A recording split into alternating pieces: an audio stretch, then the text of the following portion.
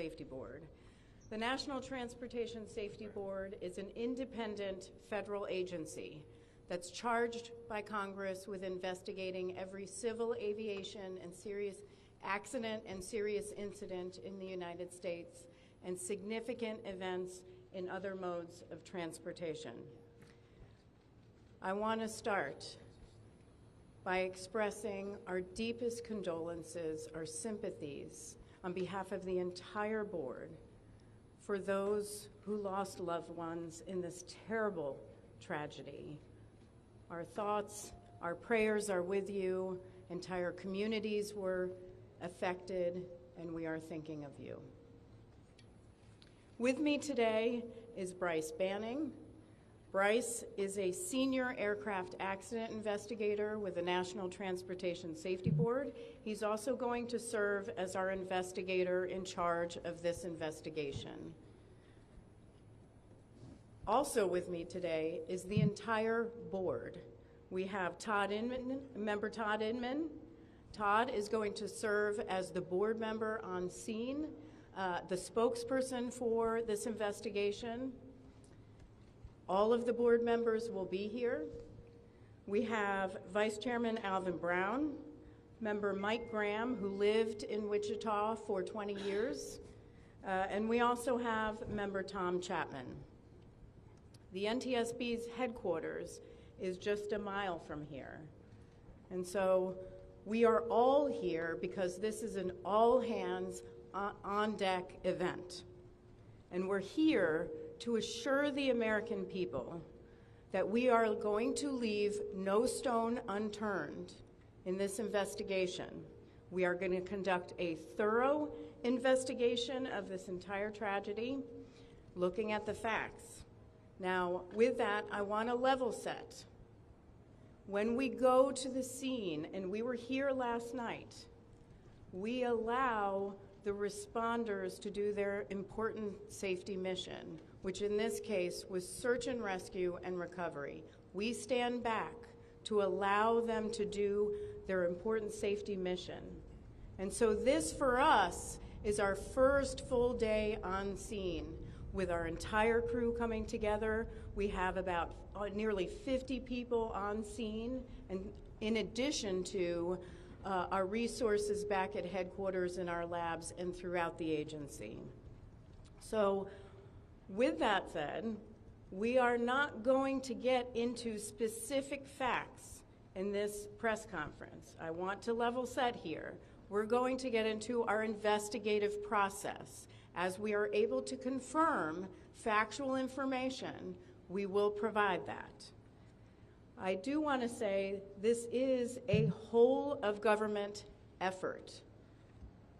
I was able to brief, along with others, the President of the United States and the Vice President this afternoon. I want to thank them for their leadership, for their tremendous support of the NTSB, for our investigators, and for the responders that are on scene doing an important mission. I also want to thank Secretary Sean Duffy, who I was communicating with early on after we first got word of this tragedy. We've been working together throughout the day, along with his team at the DOT and within FAA. I also want to thank Secretary Pete Hegseth, who was also integral in working with us today. Chris Rocheleau, the acting administrator of the Federal Aviation Administration. We've heard from many members of Congress on both sides of the aisle, and so I will say this is a tremendous, one more time, whole of government effort. I also want to take a moment and thank the many, many responders that have been on scene. It has been an incredible effort, and I will have a full list that I will provide, that we will provide tomorrow, but I do want to thank them for all their work.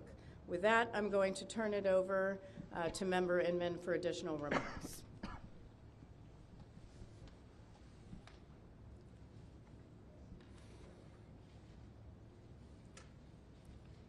So today is our first full day on scene. Our investigative team will be on scene as long as it takes in order to obtain all of the perishable evidence and all of the fact-finding that is needed to bring us to a conclusion of probable cause. Our mission is to understand not just what happened, but why it happened, and to recommend changes to prevent it from happening again. Since we're just beginning our investigation, we don't have a great deal of information to share right now. We will keep you informed by giving regular updates as we learn more. Our intention is to have a preliminary report within 30 days, and the final report will be issued once we've completed all of our fact-finding and investigation. Now, we will not be determining the probable cause of the accident while we are here on scene, nor will we speculate about what may have caused this accident. Today, we will be going and having an organizational meeting and establishing our parties to our investigation. We currently have the following parties that are already identified: PSA Airlines, GE Aerospace, Sikorsky, FAA, NACTA, which represents the air traffic controllers, ALPA, which represents the pilots, Army, AFA, which represents the flight attendants. The Transportation Safety Board of Canada will be an accredited representative under Annex 13 of ICAO. They will be supplemented by MHIRG as a technical advisor. They were previously known as midair. The NTSB offers this party status to those companies, government agencies, and associations that have employees, activities, or equipment involved in the accident. We offer that because they will provide technical expertise and relevant information supporting the development of the best possible factual record. Once they join this investigation, they are not permitted to release documents or talk publicly about the investigation without the consent of the NTSB. So I want to stress this: it is only the NTSB that will provide information related to this investigation, with one exception. Regarding the fatalities that occurred, that notification will be handled by the DC medical examiner. We will not be discussing fatalities or names. That will be handled by them as the proper authority. So we want to talk a little bit about our process. We will analyze the facts and determine the probable cause of the accident, and then issue a report of those determinations. I also want to talk a little bit about some additional people that are here with us, and they're very important to us, and that is our family assistance group. Later today, we will be briefing the families. We normally try to do this before a media event, but in this case, they're still arriving. Our family assistance specialists are already working closely with local officials and others to help assist them in their efforts to support everyone that's affected by this accident. And let me just reiterate what the chair said. A loss of life in an aviation accident is very unusual in the United States, and our heartfelt sorrow goes out to everyone that's affected. It affects us, it affects everyone around us. There are a lot of people hurting today. We will help find out what happened. We will do it factually, and we will do it accurately. As part of this, we are going to be standing up some specific working groups. Those working groups will be operations. They will be looking at the history of the accident flight and crew members' duties for as many days before the crash as appears relevant. We'll be forming a structures group, which will be the documentation of the airframe wreckage and the accident scene, including calculation of the impact angles to help determine the plane's pre-impact course and altitude. We'll have a power plants group. They will do the examination of the engines and the engine accessories. We'll have a systems group. They will study the components of the plane's hydraulic, electrical, pneumatic, and associated systems, together with the instruments and elements of the flight control system. We'll have an air traffic control group.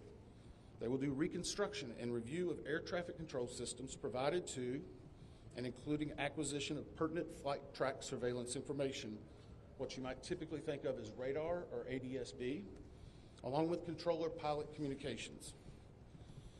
We will also have a survival factors group.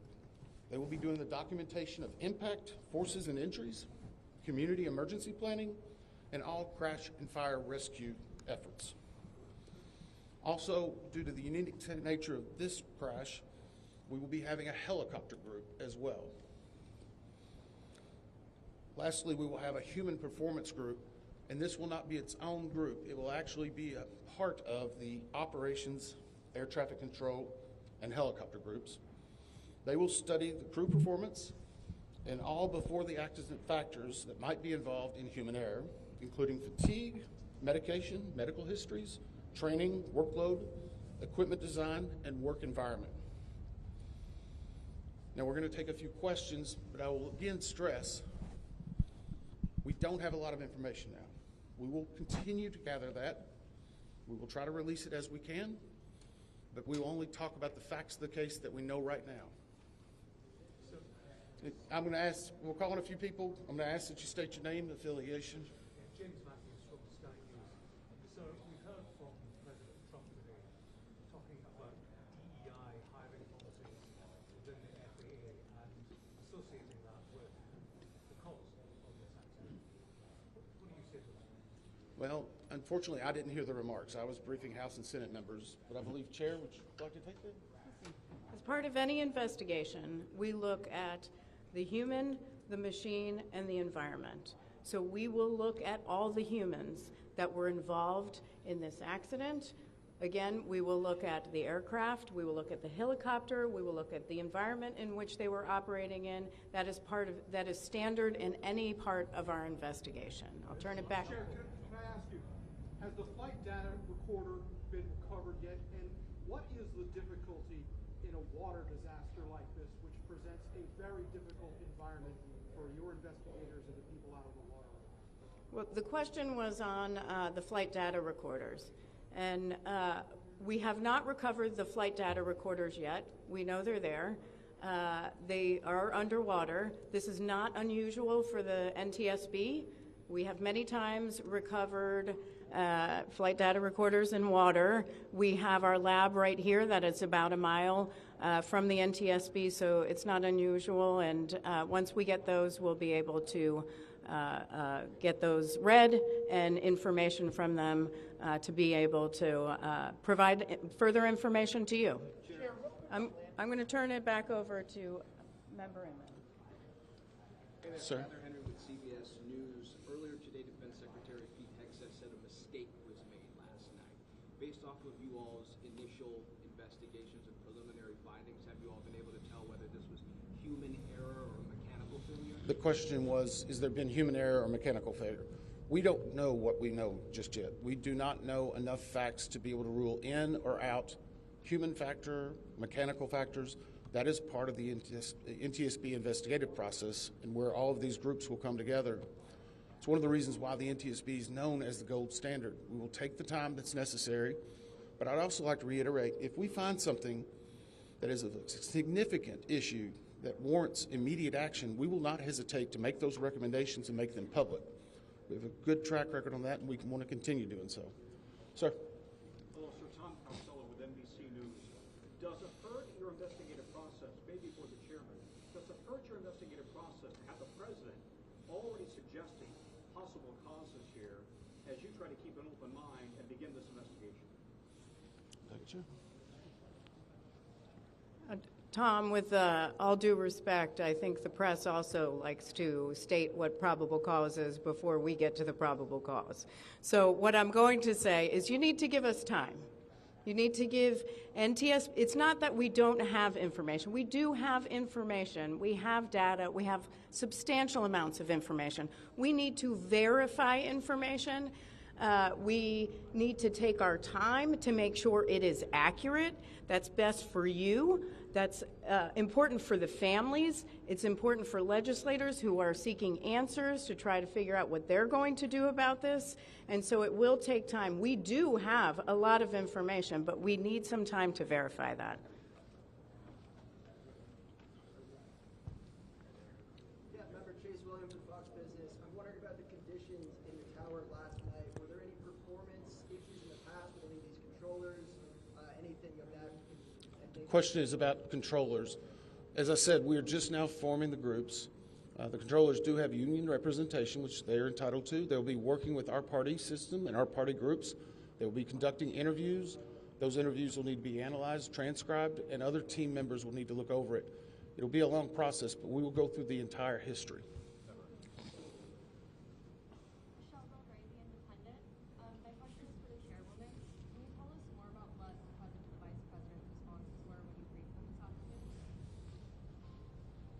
Sure. So the question was about my briefing for the president and the vice president. As is standard, we offer briefings on our process and what we know, and this was a briefing with the president and vice president and with Secretary Duffy and Secretary Hegseth and also the acting administrator of the FAA. There was discussion on what we know so far and our process, and that was about it.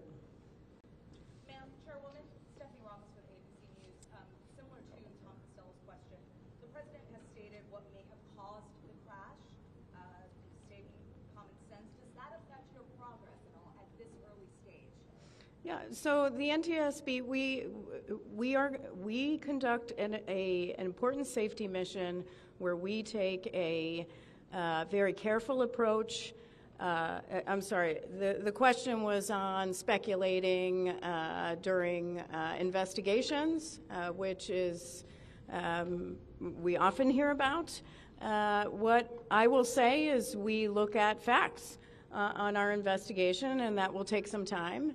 And at some point, we'll be able to provide that factual information, as Member Inman said, and provide that hopefully tomorrow. Hang on a second. Dave. Have you been able to retrieve the black boxes from the helicopter? Has the military decided whether they're going to read those to the NTSB? And what about the ATC tapes? So the question was about black boxes, which are referred to as black boxes, which are typically orange. We have not recovered any of the boxes involved yet. We feel comfortable and confident that we will be able to. Right now, recovery of life is probably most important in those that were involved. I mean, there are still ongoing recovery efforts involving the fatalities involved, along with some debris is coming out as well. We will make sure that that perishable evidence is maintained. We have a great process for that.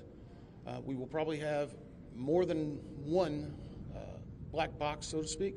It's our understanding that the Sikorsky helicopter is equipped with some form of recording devices, and those will be read either by the DoD or by us. We have a good starting relationship with them, and we've already made agreements in order to be able to do that. So I feel comfortable in what we're going to be doing. The other question was about air traffic control. We received a very large package of information from the FAA at about 3 a.m., I believe, this morning. That is still being reviewed and analyzed. I would say there's a lot more information that usually comes in that than what you may find online and people might speculate about. And that is part of that overall process where we take the time to get the information correct and to make sure all the parties are engaged and involved and can fact check that information. One. From CNN. Can you tell me if the NTSB has reviewed this FAA internal report that has been cited by the New York Times indicating that the controller that was on duty at the time of the crash was doing a job that's usually done by two people? We have not reviewed any specific reports about the controllers at this time, at least from the leadership team. Our investigators are continuing to pull all that information, their personnel records, their files, where they were at, whether they were fatigued. All that information will be part of that investigative process.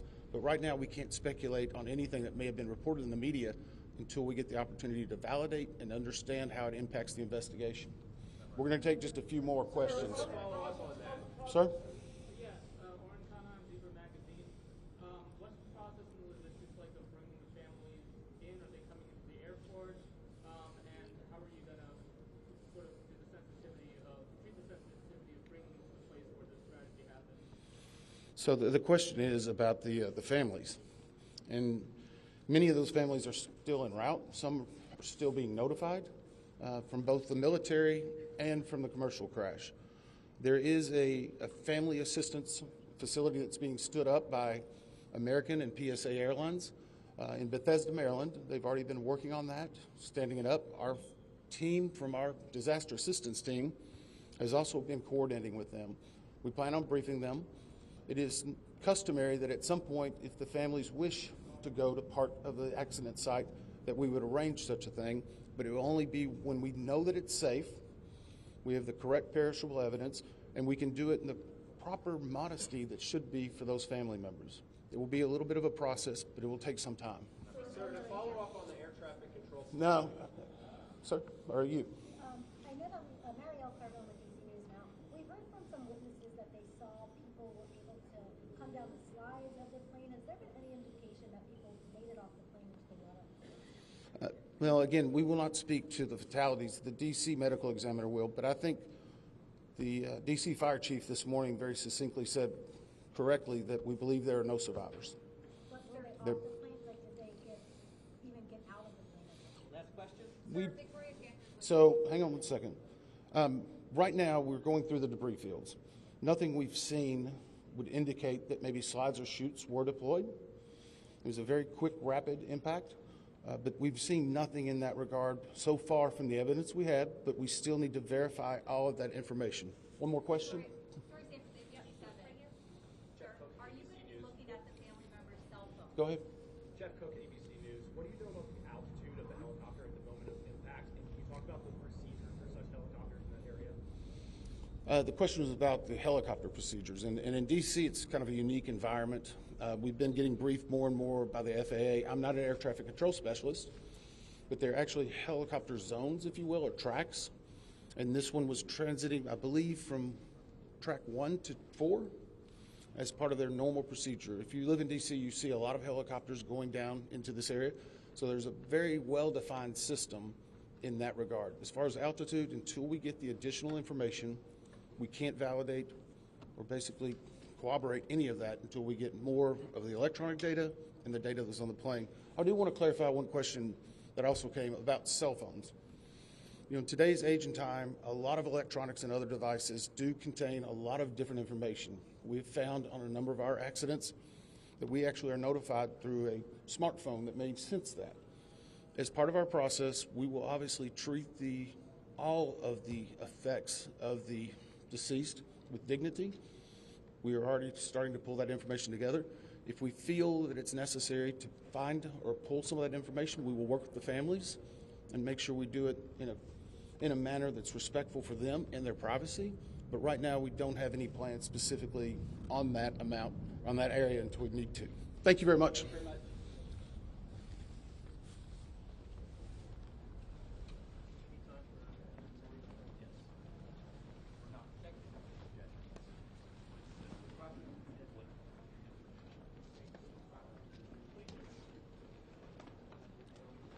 For further updates on media briefings and other developments, please follow on X or Twitter at NTSB_newsroom.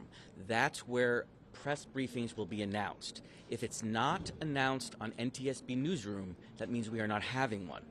Oftentimes there are other press conferences during the day, but only NTSB press conferences will be announced on at NTSB_newsroom. As far as we know, this will be the location for the briefings tomorrow, at least. Anything else today? Nothing today that we know of. If we do have information, we will either tweet it out on Newsroom as we speak, or we'll include it in tomorrow's briefing. Can you spell his name? Sure. It's NTSB board member Todd Inman, TODD.